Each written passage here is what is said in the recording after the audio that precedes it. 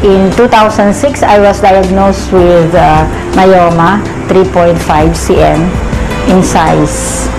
In 2007, I was informed by my doctor that I should be operated on because it might go bigger.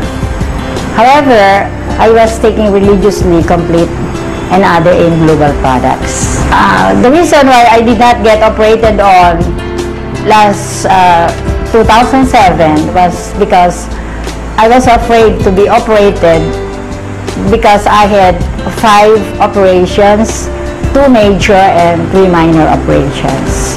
The family in 2010 decided that I be operated on. So I went to see my doctor friend surgeon, and I was advised that before I get operated on, I should get all the necessary laboratory tests, including ultrasound.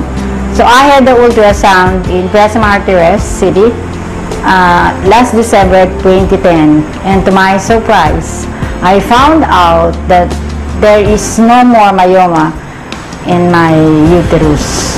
With the AIM Global products, I was able to save on my operation, which is scheduled January 11, 2011. Through the products of AIM Global, I was able to find myself back to health and back to where I'm now happy and joyous.